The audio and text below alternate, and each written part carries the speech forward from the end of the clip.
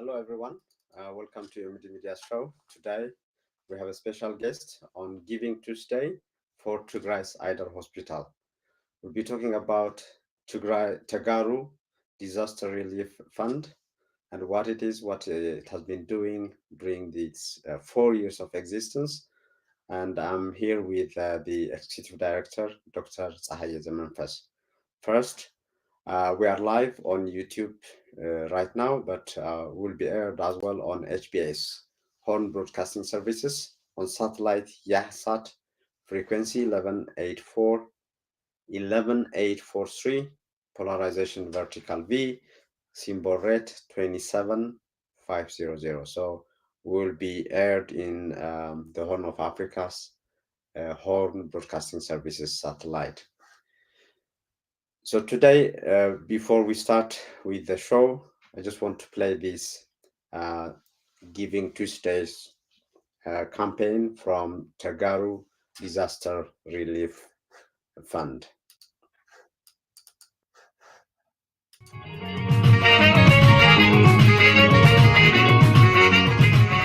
It's here, the day we've all been waiting for. The day we unite to do a little more than we've done before.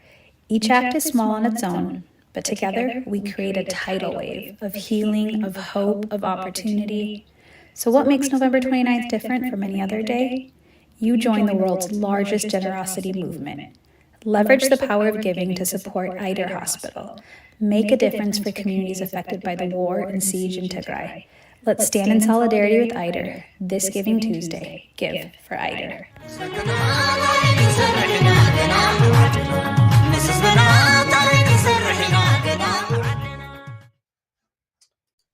It's therefore my great pleasure to have Dr. Tsahaye Zemanfas, Executive Director of TDRF. Dr. Tsahaye, welcome to your Media Show. Thank you, Professor Getachew, for having me. Hello, everyone. Like Dr. Getachew said, my name is Ayder Zemanfas, and I am the current Executive Director of the Tigray Disaster Relief Fund and a member of the founding board. Awesome, great. I hope we don't have any audio issue. We'll follow what our viewers will be saying on that. So let's start. I did a show before with Asaf Rabbi from the board, maybe last year, if I remember it right. But there could be, new viewers who would ask the question, what is and who is TDRF? So let's start with that. When was it started? How and what was the need at that time that pushed the founders to establish TDRF? Okay, thank you. That's a great question. So for those of you that might not be familiar with the history of the organization, so in 2018, there were a political crisis across Ethiopia, especially targeting ethnic Tigrayans. According to the data, we have over 110,000 Tigrayans were displaced from mainly Oromia zone, Amhara zone. So in response to the displacement, a group of us just decided to open a GoFundMe account and raise money in support of them. So that was in 2018, and we raised over 100,000 from our community, and from our partner Karayon in Tigray, we were able to do a cash-based intervention where we work with the regional Tigray Bureau of Social Affairs to get a list of those official displaced based on metrics and criteria they had as a government entity. We obtained a list of people that needed to be helped, and in collaboration with them, they help us determine how much amount people should be getting. So, at the height of war, by the time the war broke out in November 2020, 90% of the projects were completed. So that was kind of a preview to how we started 4 years ago. Okay, great. So I know this is one of these few organizations where there is a lot of work behind it and a lot of support as well from your supporters. And in terms of transparency, as I saw a number of reports coming up. So maybe, let's talk about what has been happening during the past 4 years? How much fund was raised, and where was it used, in what way, and so on? If you can, walk us through the past 4 years. Sure. I can request if you have the video of the anniversary, maybe if we play that, and that kind of gives an overview of what we have done, and then we can talk about our specific funding programs if you have it handy, or we can just go over the PowerPoint if that's. Yeah, I will bring the video as well, if you can Okay. start. Okay, yeah. Okay, sure. So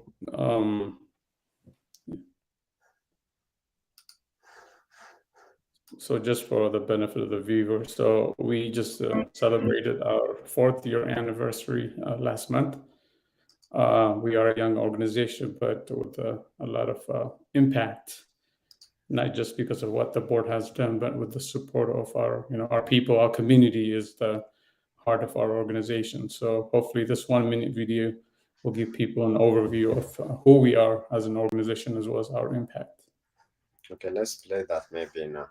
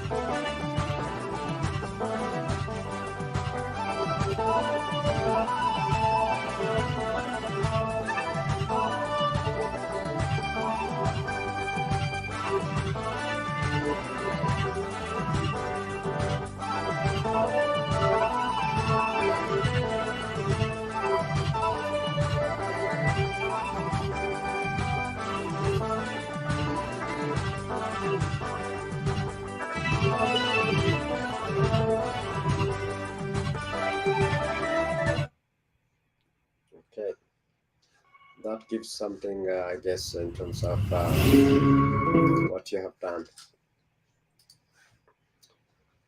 Okay, for example, I think this is where you indicated in terms of how much and where and so on. So if you can walk us through this chart, Sure. so great.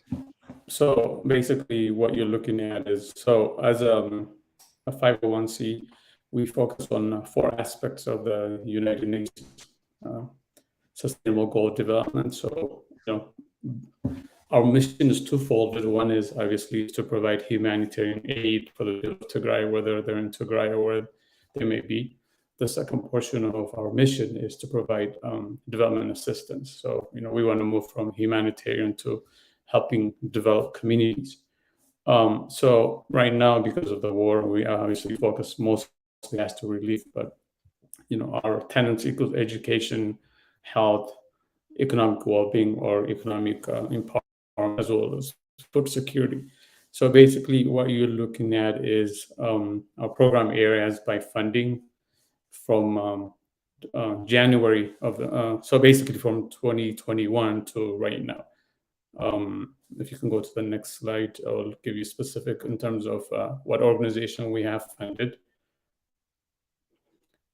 So unlike what makes us a bit unique is that we don't have the manpower or woman power per se on the ground. So what we work through funding organization that are Tigray centric and also focuses, we share similar values. So after last year's Giving Tuesday, what we did is we decided to have RFP call for proposal. So we had a call for project proposal that were submitted by different organizations. So what you're looking at is different organizations from Sudan to Tigray to Uganda, and the amount of money that have been funded for different aspects of our program. So for instance, we started doing work in Sudan because we didn't have access to Tigray. So initially, a lot of our organizations that we funded were in Sudan, and then we were able to find partners on the ground, and also people that we had worked in the past, and also organizations submitted a proposal, and we were able to fund some organizations specifically focusing on humanitarian issue because that's the most urgent thing at the moment. And So what you're looking at is so far, TDRF has given out just 12 plus 1 grants to different organizations.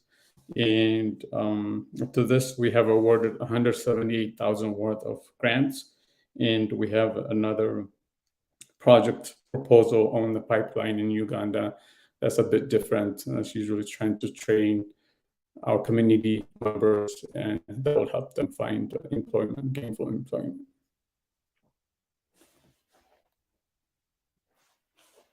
And then if you can go to the next one.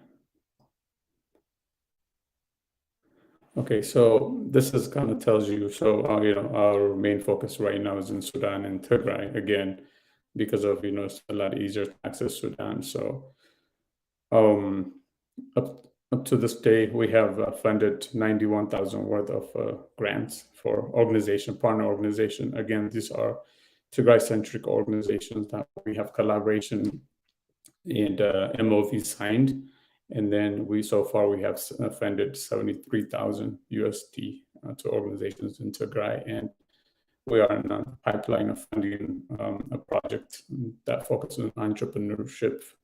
We have formed a partnership with the Tigray Startup Nation and Tigray family community in Uganda. We're in the process of recruiting over 100 participants that will go through 8 weeks of entrepreneur training that eventually will give them a certificate of completion from what I believe is from Stanford University that hopefully will help them seek employment. And also at the end of the program is to get a pitch, an award, seeding money for the top 3 teams that would help them implement their idea. So this kind of gives you a broad highlight of our development work. And this is just a timeline in terms of when we had awarded organizations. So, in November of last year, I remember myself, I came to the show. So, it was to promote our work as well as what our coming Giving Tuesday. So most of the money that was raised over the 21 Giving Tuesday, over 100,000, was given out in the form of grant to partner organization. So what you're looking at is basically the timeline of and amount that was contributed or distributed to a partner organization, and the 3 on Sudan and Tigray as well. Great. In terms of the organization, so how many people are working here in terms of the board and the day-to-day activity? Because I see a lot of activity from the report, and I follow that closely. So can you speak to that? How many people are actively working on this? How you reach out to your supporters? Absolutely. So we are composed of 15 board members out of, if you don't mind, if you can pull the website, and we have actually updated new board members. So out of that, we have 9 executive team members that usually do the day-to-day operation. And obviously, anything gets implemented because, the board approves it. So the day-to-day activities are handled mostly by our executive team, but it's a collaborative effort. We also partner up with, social media ambassadors, especially when we go to the Giving Tuesday campaign. I'll talk about specifically, but yeah, so our board is composed of 15 people, and then out of the 15, 9 are executive members that handle different aspects of how to run the organization. So if you can scroll a little bit down. So as you can see, you probably remember that you might be looking at new faces. So we had some of our board members that weren't able to continue or had other focus. So if I can start with the executive team, or I can, with the board of directors, you can see you're probably looking at new names from our communities. For example, Lemlem, Neftalem, Simrat, and Heaven are new addition to the board. And then if you scroll a little bit down from the executive team, we have, so we added Nasruddin. So we added another director. So all the executive team are responsible for a director position. So we added 2 more people into the team, as you can see. Betty Desalegn is our director of communications. She's from Australia, and Dr. Nasreddin Mahmoud is our director of IT, and he's based on Sweden. So we are initially, our starting was in the US, but we wanted to, branch out to make sure we're becoming very inclusive. So, in our attempt to recruit diverse board members, we have branched out to people that are interested and, fit for, our organization, not necessarily residing in the United States. So that's kind of overview of the leadership position. And then every 2 years we have, if somebody's not able to continue, then we recruit new board members. Every year we have election for the executive team, based on who wants to volunteer. It's a 1-year term. So right now I'm serving a 2-year term. Well, I finished one and this is my second one, and I'm hoping part of my attempt, to make the organization last longer is to recruit new people or new leaders. That way you have new ideas, and it's important for transition leadership. So it's not just solely relying on the same individuals. Okay, great. And one question that in organizations of this kind, people ask is, how do you, for example, report back to your supporters in terms of, let's say, progress report or where the money is spent and so on? What is the mechanism you follow? Okay, so, as per 501c law here in the United States, we are responsible for filing taxes every year. So that is just the legal aspect of it. And then in terms of reporting, so annually we report our annual report. And again, if you want to pull our website, you'll see it. And then recently, in conjunction with our anniversary, we just launched our TDRF quarterly newsletter. So that way, our supporters are not waiting until a year at the end of the year to find out what has been done. So this is kind of like a template of our annual report from 2021, and then for 2022 we'll be publishing in a few months. If you go back up again a little bit into the tab under news and stories, and if you see TDRF quarterly, so that is quarterly, or this is our first anniversary edition, but quarterly we will be attempting to send out a newsletter, share it via our website, through our email campaign, and just post on social media as well. So that way our supporters are engaged, and we are also transparent, as well as living up to our core value, which transparency is one of them. So this was just published last month. It just pretty much summarized our work for the last quarter, so moving forward. And then at the beginning of the new year, we plan to publish an annual report that's comprehensive in terms of what we have done throughout the year.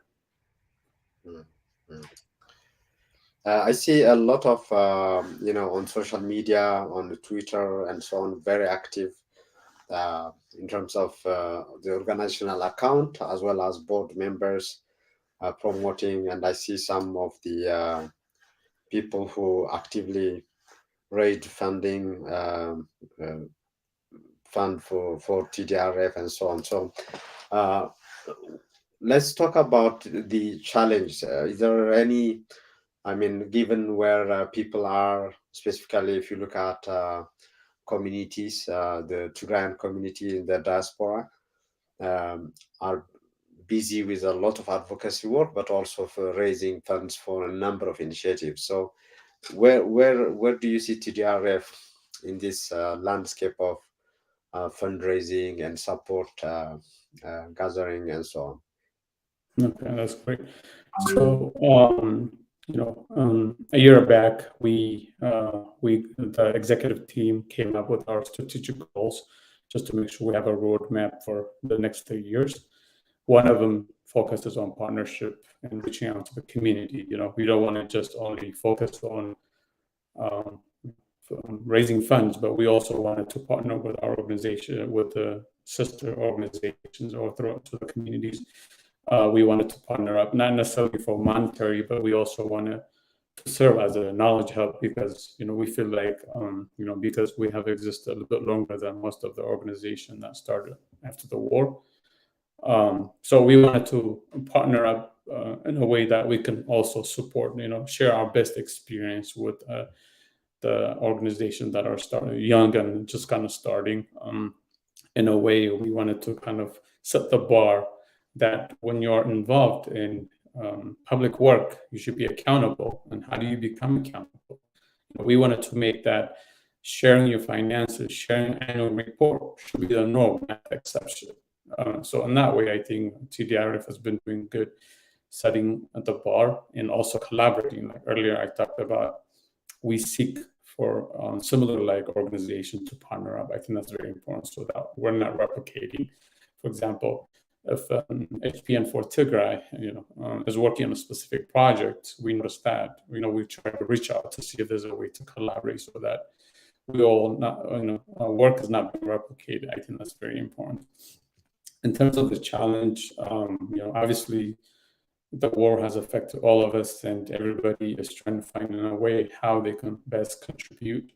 And a lot of people in our community are involved in many things, including advocacy, including organizations. So trying to recruit new people is a challenge, because people are already tied to an organization or to an advocacy. So I think that has been one kind of the challenge. But because of our track, people are starting to see the kind of quality work that we do as an organization, and people wanted to be part of the organization. And we also offer an opportunity for people to volunteer, especially young college students. We also have an internship track that can help them not only just to contribute to the organization, but also to learn, whether depending on whatever their aspiration or career is, it gives them an opportunity to do an internship to hone in their skills. I think that's very important. Maybe let's, on a personal level, I know you are a pharmacist, and your daily life or career is related to helping people out. What does it mean to be an executive director of this kind of organization, and how is your daily, from family life to the issue of raising funding and follow up and all this reporting? How does it look like? Well, very busy. I have three children. One is in college and have two little ones. In fact, we just celebrated her birthday yesterday. It's challenging, but personally, what I do, what the organization does, is it fulfills a need to contribute to to Tigray, and I see for me this is a way to be impactful. It's not easy, because you're trying to do a lot of things, and even just putting an organization or growing the capacity, there's a lot of learning curve, because as you said, this is not my profession. My day-to-day is I'm a pharmacist. But just because of it's a passion that we all have, I call it a passion project. Because of that, I think, we're all willing to learn whatever it takes to run this organization. By title, I might be the executive director, but I have wonderful people on the executive team behind the scene that do amazing work. I'm sure you're familiar with them. And the board also has their own responsibility. So, running this organization is a blessing and an opportunity. One of the legacy, hopefully, is to cultivate leaders. I may not be with the organization tomorrow, but I want it to continue.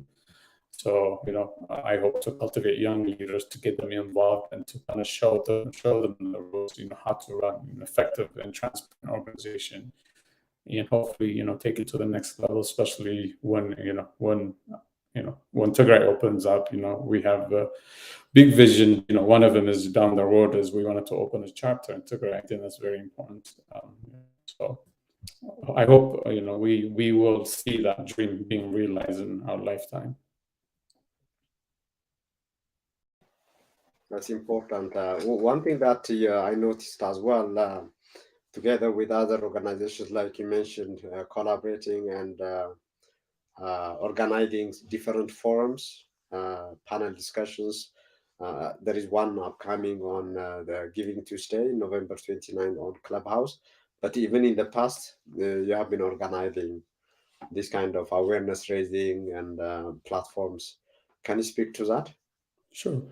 So, part of our work as a nonprofit is also, focusing on building up other institutions or other sister organizations. So we're always looking to partner up in whatever project might be. So, we have a tradition of, Giving Tuesday that kind of started last year. Is in addition to raising money for a specific project, is to assemble a panel of discussion. So as you remember that we partnered with UMD Media last year to talk about, how to develop or how to rebuild Tigray. We were hoping that the war wouldn't last this long. We were thinking about we should focus on rebuilding. We don't want to just to wait until things open up. Unfortunately, that didn't happen.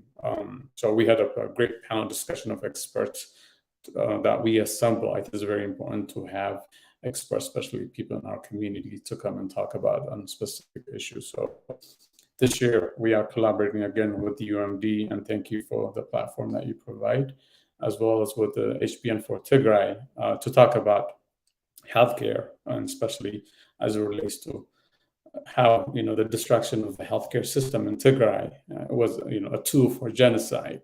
And we have experts that will be, including our very own Dr. Mulgeta, who has done extensive research as a public health practitioner with his colleagues, published in British Medical Journal, to talk about how the Tigray's healthcare system was systematically destroyed by the enemy, by the invading forces. So on the 29th, in conjunction with the UMD as well as Health HPN for Tigray, we have a panel discussion that we'll be promoting on social media. We're just finalizing the last stage, but it should be very, as part of, I think as part of fundraising, it's very important that you also have something else, not just only asking our community to contribute monetary wise, but we also wanted to show them that we're putting a very important panel discussion as it relates to not only raising money for Giving Tuesday, but what is happening. I think the destruction of healthcare, sometimes we don't understand the magnitude. Like, if you allow me to share some data that I have, is you worry about the generation. It's not just about the current destruction of the healthcare system, but what it means. For instance, I think polio was reported, like 3 cases of polio was reported. Imagine the consequence of not being vaccinated. Polio was eradicated in the United States in 1979 as a result of vaccine, because vaccines cannot get into Tigray. We're talking about disabling or destroying a generation of children. We're talking about children that are under 5 years old right now. So if I can just share a little bit of just kind of data, just kind of for our viewers' consumption. So this is from GAVA, the International Vaccine. So as of March of 2022, the last vaccination deployment done in Tigray, it lasted only for 6 months. So imagine kids are not being vaccinated. From the current data I have, less than 10% of Tigray's children are vaccinated in terms of their current vaccination. That's compared to 90% prior to the war. Earlier I spoke about, there was 3 number of suspected polio cases reported in Tigray.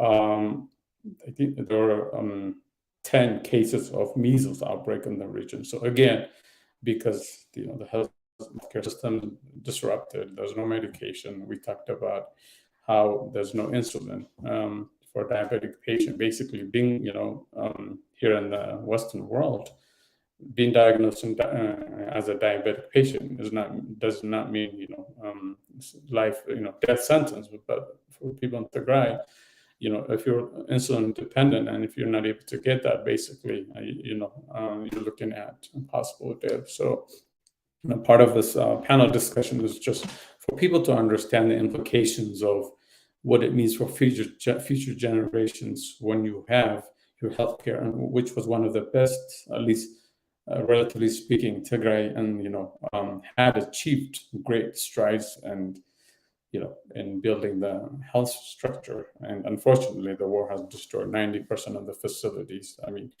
one data to the magnitude, I think in Tigray, 99% of the ambulances were stolen or destroyed. So that, this destroying the healthcare was done purposely to make sure that was one of the tools that was used to carry out the genocidal mission. Very important to mention that. One thing that you talked about what will happen on the Giving Tuesday in terms of the panel discussion on Clubhouse. So our viewers can reach out both on Clubhouse, on UMD Media's Club, but also it has been shared on Facebook and Twitter over the past 2 days. So follow us on that in terms of what's coming up there. The other aspect of that is there is a special campaign, fundraising campaign for that day. And let's talk about that. Maybe other transition, let me play that short clip. And I want Dr. Sahaya to speak to that in some detail. Why Ayder Hospital and what the expectation is and so on.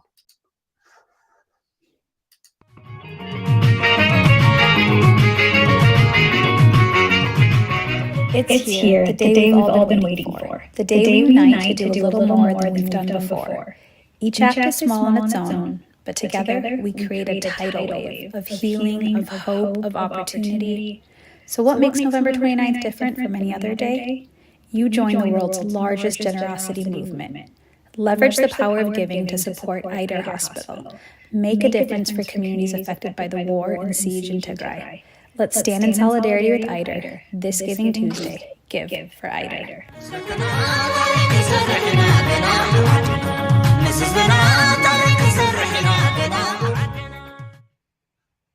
I think it's worth mentioning as well what happened last year. So Giving Tuesday 2021, TDRF successfully raised over 100,000, to be exact, $100,546. And I don't know if our viewers can see it clearly here, but it used every platform, every possible way of fundraising, from auction 2%, and I see around 32% of the fund was raised through donor box campaign, and on Facebook peer-to-peer fundraising around 27%, Facebook Giving Tuesday around 9%, Instagram around 19%, and so on. So with that successful, building on that, I am hoping and praying that TDRF will be able to raise more fund for Ayder. Dr. Zahid, let's talk about that campaign that's coming on Giving Tuesday on November 29th. What is the plan? Okay, great. So, thank you for sharing this. Again, we're only as successful as the support we get from our community. So, Giving Tuesday 2021 was run under the theme of providing humanitarian aid. So, we were successful. Beyond our expectation, actually. Initially, we just set a small amount, probably, I think 10,000 initially on donor box, and increased to 30. So, what we realize is that, we want to be able to connect to the younger generation. And to do so, you have to be able to use technology. And, this is only to that we tapped into, especially social media, to help us raise the money. So the goal for this year is very similar. We want to tap into, they say that, if something is not broken, why fix it? So we're implementing the same thing this time around. The only difference is we wanted to focus on specific. We want the funds raised from this campaign to go to a specific place. And the reason why we decided is, again, going back into, I gave you a stat earlier, we want people to understand, to the extent of what has been done to the healthcare facility system in Tigray. And, unfortunately, I think Ayder is the only one that's giving services, and even Ayder is running on a very limited, if not actually, is the verge of collapse. So more than the $50,000, it's not a lot when you compare to that. 9 million people need healthcare in Tigray. But what we wanted to do is, and also in the same way as we are engaging it's almost like a social movement. What we try to aim is not just only raise the money, while that is one of the goals, is also to create awareness, to get everybody involved in some capacity. So the goal for this year is, as you said, is 50,000, and we go to go beyond, but with the caveat that we understand our community is tapped in. Everybody's asking for money, so we do realize we wanted to set a realistic expectation of 50,000. Again, the goal is similar in terms of executing the plan. We have DonorBox, DonorBox.org, giving the number for Ayder to raise 50,000. So that is one of the platforms that we're using. Also tap to peer-to-peer like we did last year, especially on Facebook. Last year, Facebook in the past had a history of matching funds that you donate on that day. They're doing it a little bit different this year. What Facebook has rolled out a new program is basically from November 15th to the end of the year. Anybody that contributes, not just a one-time, but as a monthly contributor, they're willing to, as long as you make it past the second month, they'll donate match 100% of that. So, and then we also have a partner up with social ambassadors. What are those things? Basically those are influential people in our community. And I want to take this time to appreciate or, acknowledge our social media ambassadors, peer-to-peer fundraisers, because again, this is the work that we do is not just only done by 15 people, but it's done by our community. And so we've been engaging our social media ambassadors and Twitter to share, to kind of use their platform influence to get the word out.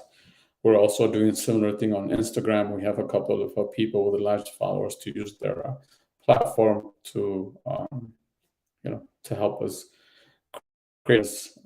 So those are kind of the three approaches. Very similar to what we did last year. Again, we were successful, but this time I know our community's tapped out in terms of donating to different campaigns. So earlier you asked about why Ayder. Again, last year we did it differently, but just every day, just kind of reading from Dr. Kubrum, Dr. Fasika, I was kind of it kind of brought in closer to what was happening on the ground, and I think there was a video of a plea from Dr. Kubram where he's asking the diaspora to support Ayder in whatever capacity. So we reached out and kind of to see if we could, do our part to support. So, basically this campaign, Giving for Ayder, is in response to the call by Ayder and the leadership to respond to the call, an urgent call to support Ayder and the people of Tigray. I think it's maybe time to share with our viewers how people can reach to TDRF. I think this is one of the organizations where it's very easy in one way or another to reach out and see what's happening and to contact people involved. So this is the different handles on social media and website. So on Twitter and Instagram at TDRF, TDR Fund, TDR Fund is the Twitter and Instagram handle. The same TDR Fund on Facebook, LinkedIn, TDR Fund, and TikTok.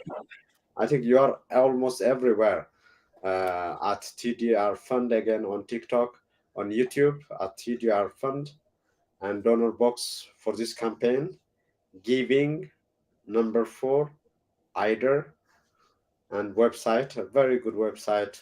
We'll just get a glimpse of that, tdrfund.org. So viewers can reach for any support, caution, and collaboration, advocacy, everything that TDRF is standing for, please reach out through any of these platforms that are colorfully designed and well done. I really appreciate that.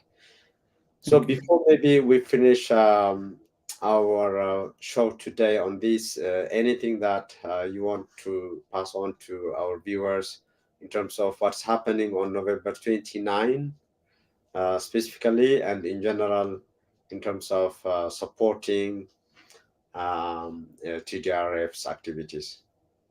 Okay, thank you, Dr. Gitacho. So, just we're not only seeking out financial support. I think there's very many ways you can get involved. We try to use, again, I think technology is such a great thing when it's used properly. So we try to be consistent in terms of with our branding.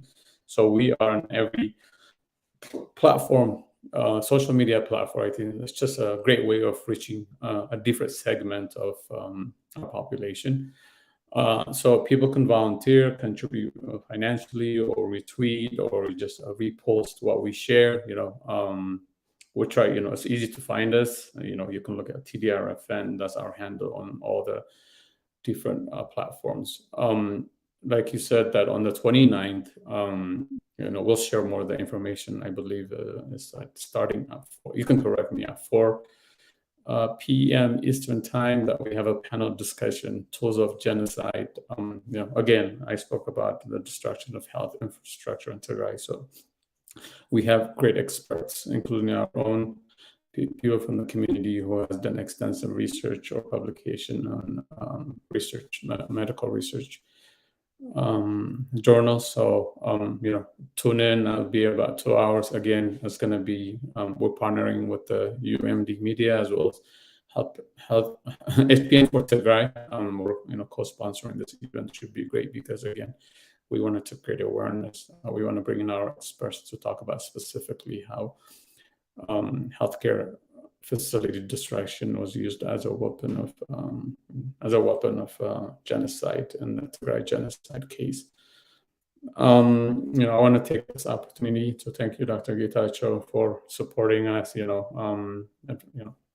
We always seek out advice to our fellow brothers and sisters that are, kind of more accomplished like yourself. So, I think it's very important that you provide this platform for us to come and speak and kind of let our community know. I think it's very important. And I also want to take this opportunity to our community, to the people of Tigray. I wanted to let them know that we are behind them. And when things, when Tigray is about to rebuild, we'll be there to help our support. I know, people will watch this on satellite. And I wanted to thank our social media ambassadors, supporters, our community that has participated or helped us grow this organization, believed in us. You opened your wallet, your purses, because you believed in the mission and the work. It's easy to ask for money, but when people believe in the cause or believe on your track history of what you have done, and they come back and they just, we're so honored and overwhelmed with the support we get from our community. So I wanted to take this opportunity. This is a given season, and just wanted to show our gratitude on behalf of my team at TDRF. One thing I'd like to say, though, is like what to expect in terms of for the new year for TDRF is we are going through a different branding. So our name is Tigray Disaster Relief Fund, but moving forward, and again, we'll market on this, our name, with the mindset that we wanted to be inclusive. So we had an internal discussion a year ago with the previous board as well as with the new board. So the word Tigray will be replaced with Tigray. So moving forward, will be known as Tigray Disaster Relief Fund, in order to be more inclusive, to include our brother and sister of the Konama and Europe, just to make sure that,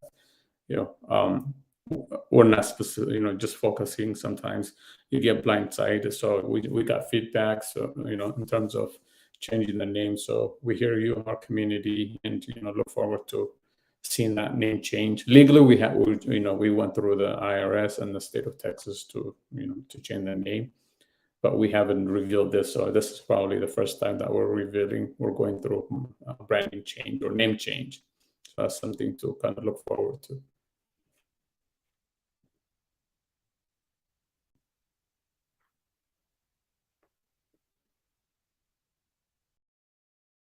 Thank you, Dr. Sahaya. I just want to share with our viewers the time and date for the Clubhouse panel discussion.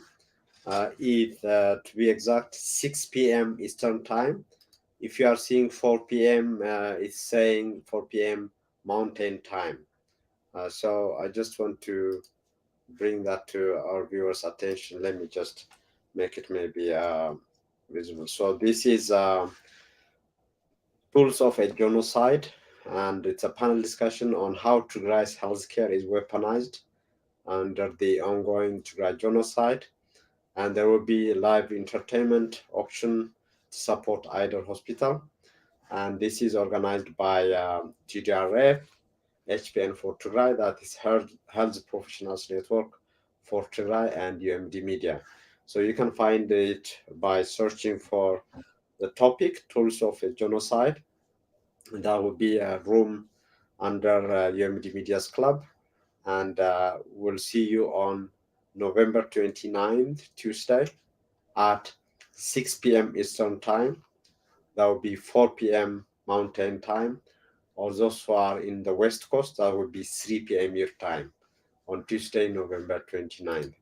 Dr. Tahir Tamanfas, thank you for your time. And I really want to congratulate you and your team for a job well done so far.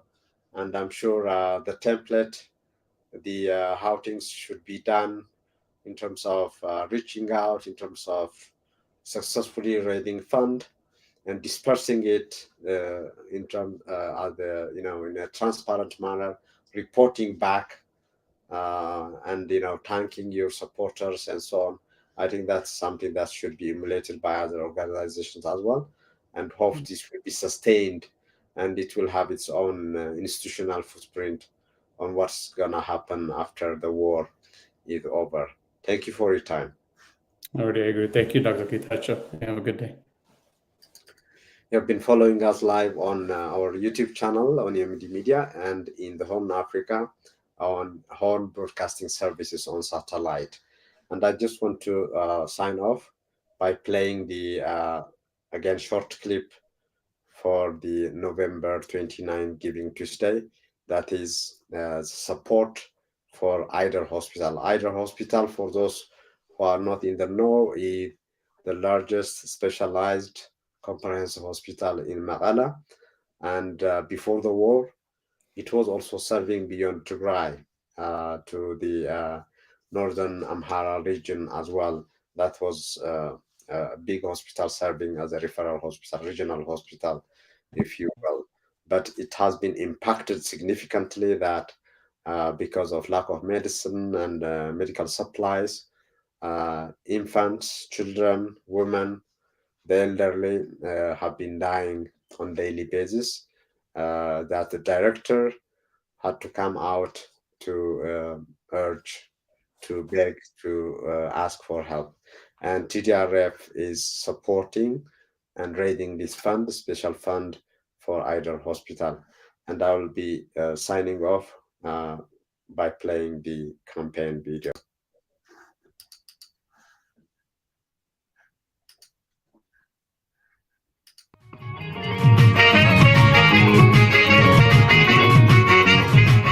It's here, the day we've all been waiting for. The day we unite to do a little more than we've done before. Each act is small on its own, but together we create a tidal wave of healing, of hope, of opportunity. So what makes November 29th different from any other day? You join the world's largest generosity movement. Leverage the power of giving to support Ayder Hospital. Make a difference for communities affected by the war and siege in Tigray. Let's stand in solidarity with Ayder this Giving Tuesday. Give for Ayder.